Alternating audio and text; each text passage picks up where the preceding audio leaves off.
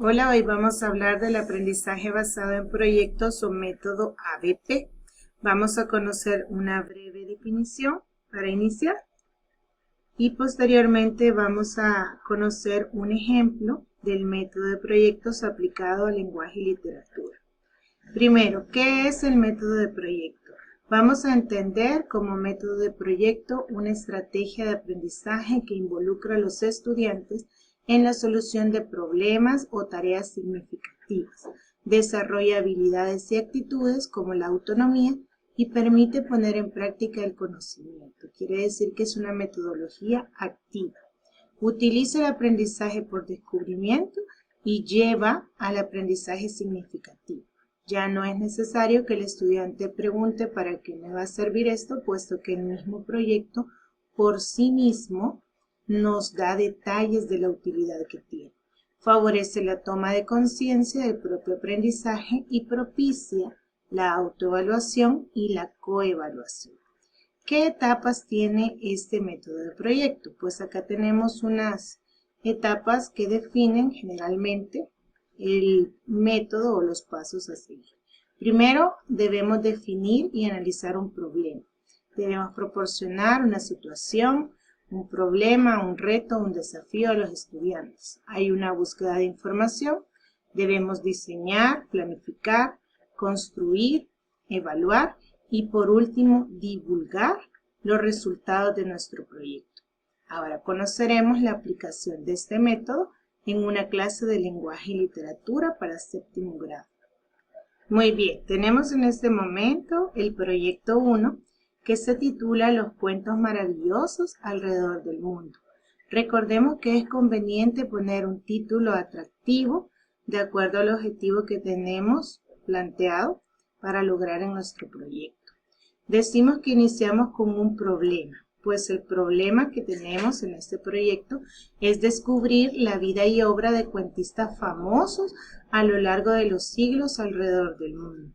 El segundo paso era la búsqueda de información, pues los alumnos seleccionaran un país, un autor de cuentos maravillosos, para indagar sobre datos biográficos interesantes que puedan haber influido en la creación artística. También seleccionarán una muestra del autor en estudio para verificar el cumplimiento de los recursos formales en la escritura del cuento. El paso 3, diseño. Los estudiantes presentarán de forma creativa la biografía y el país del autor. Pueden utilizar presentaciones, pinturas, carteles, fotografías. También presentarán de forma creativa una imagen relacionada con un cuento maravilloso utilizando la técnica de pixel art como proyecto macro de toda la sección. Vemos que tenemos en este mismo proyecto un resultado para un pequeño grupo de 5 o 4 integrantes y un producto que se espera de toda la sección. Ahora, en el momento de la planificación, pues los estudiantes deberán hacer un pequeño presupuesto sobre los recursos que utilizarán para desarrollar este proyecto. En la construcción, todos los miembros del equipo se deberán involucrar en la elaboración de los recursos necesarios para la presentación de su proyecto. El equipo formulará 2 hipótesis que deberán ser comprobadas posteriormente. En el último paso, la comprobación, pues al finalizar el proyecto, la sección completa se involucrará en la creación del pixel art y lo mostrarán a toda la comunidad educativa. Esta es la etapa de la divulgación. Vemos que en una sola página se ha detallado todas las etapas o pasos de nuestro proyecto. Ahora, en la página 2, manos a la obra, tenemos una jornalización. Cuando trabajamos por proyecto es importante dividir los tiempos. En este caso, este proyecto se ha dividido por días. ¿Qué tenemos para el día 1? Bueno, el día 1 yo he diseñado esta página con la explicación que corresponde a este día. Formamos equipos, 5 integrantes. Ahí hay unas especificaciones de cómo se harán los equipos. El día 2 seleccionamos la información del autor que se nos ha asignado. El día 3 hay una lectura de la muestra del autor. Los alumnos llenan una página, una hojita, de acuerdo a lo que el docente ha diseñado para el día 3.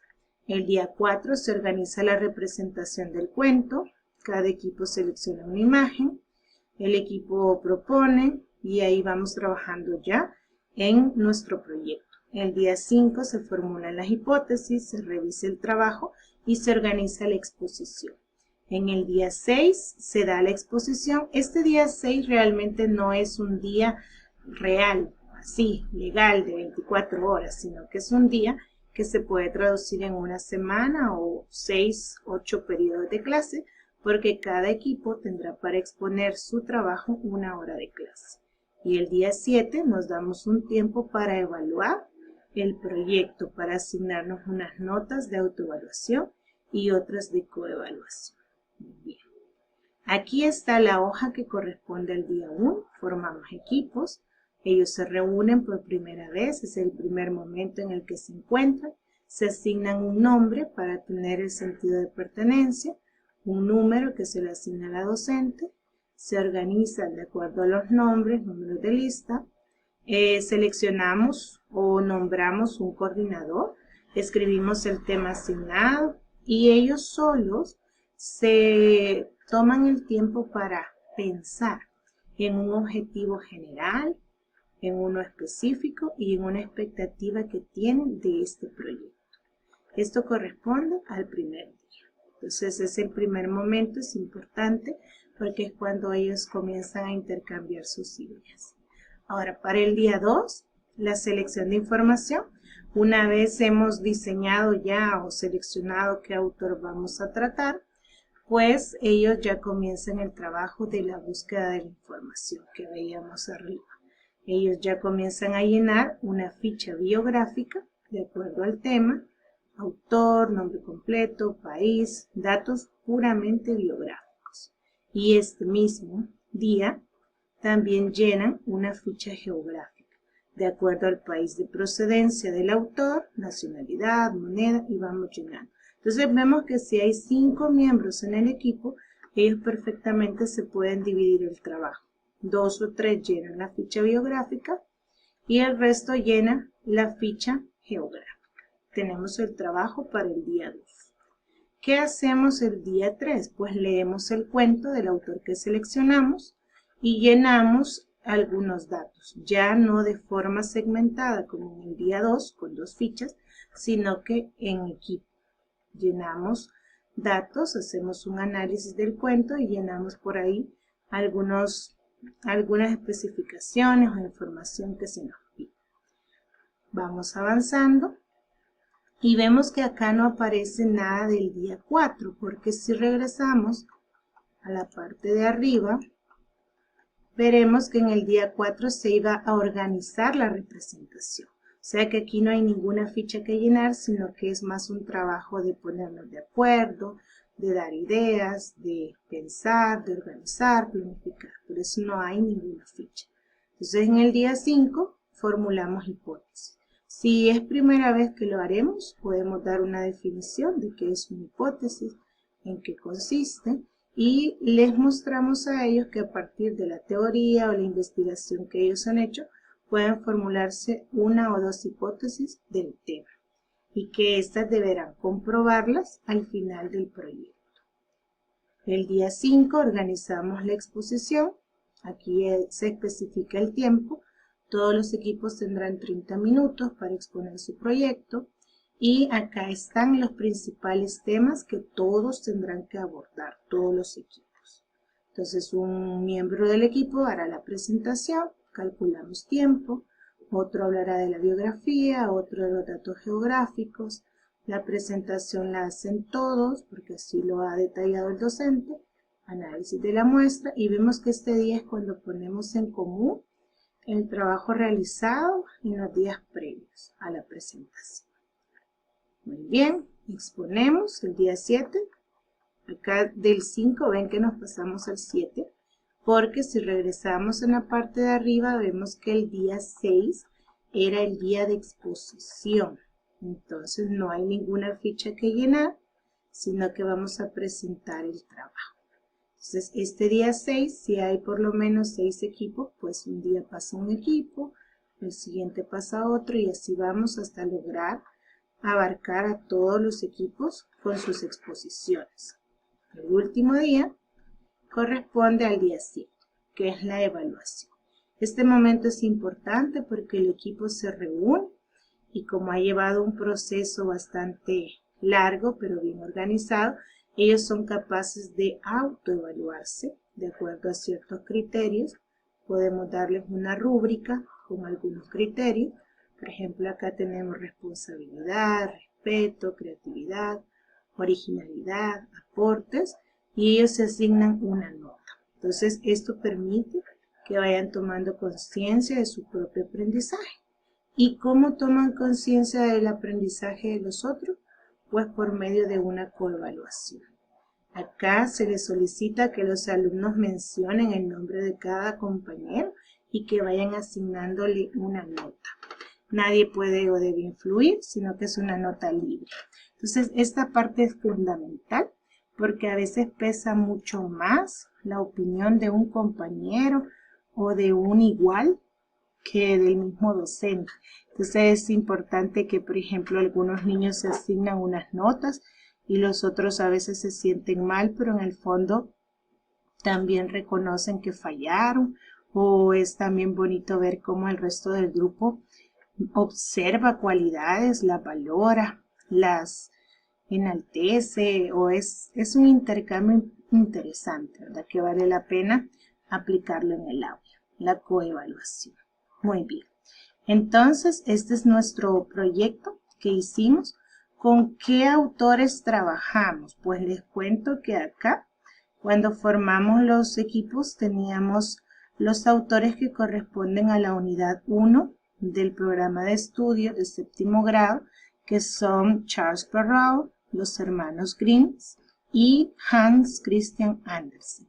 Entonces, algunos equipos hablaron de los hermanos Grimm, llenaron las fichas biográficas de los hermanos Grimm, la ficha geográfica del país de los hermanos Grimm, Alemania, y así fueron desarrollando en el día 3 la muestra, leyeron un cuento de los hermanos Grimm y lo analizaron. Cuando otro grupo escogió, por ejemplo, a Charles Perrault, hablaron de su vida, llenaron esta ficha y hablaron del país de Francia. Y seleccionamos un cuento como El gato con botas, por ejemplo, y llenamos esta ficha.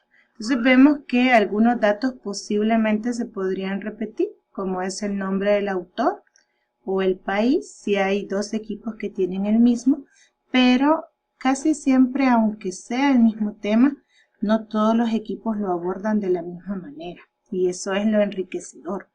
Porque aunque consulten la misma fuente de información, Wikipedia, por ejemplo, no siempre tienen la misma forma de presentarlo. En esta parte del día 4 les comento que cuando ellos se organizaban, ¿verdad? O sea, acá yo pedí una imagen para hacer de pixel art, pero hay otros equipos, otras ideas que podríamos también plantearles. Podría haber sido una dramatización, una presentación de títeres. Aquí el límite ya está en la creatividad del docente. Voy a buscarles unas imágenes para que puedan ver el producto de este proyecto. Muy bien, aquí tenemos unos ejemplos. Esta es una parte, no se los puedo mostrar todo porque aparecen estudiantes. He cortado una parte del libro de la selva que hizo el 7º A de Pixel Art. Teníamos una cuadrícula y ellos fueron marcando y diseñando el dibujo. Tenemos el de Peter Pan también. Este es el trabajo de todo un grado. Este es el producto de 30 a 40 estudiantes trabajando un método de proyectos de una forma diferente. Fue todo un reto, nos llevó tiempo, pero se logró. Pixel Art, método de proyectos, los cuentos maravillosos alrededor del mundo.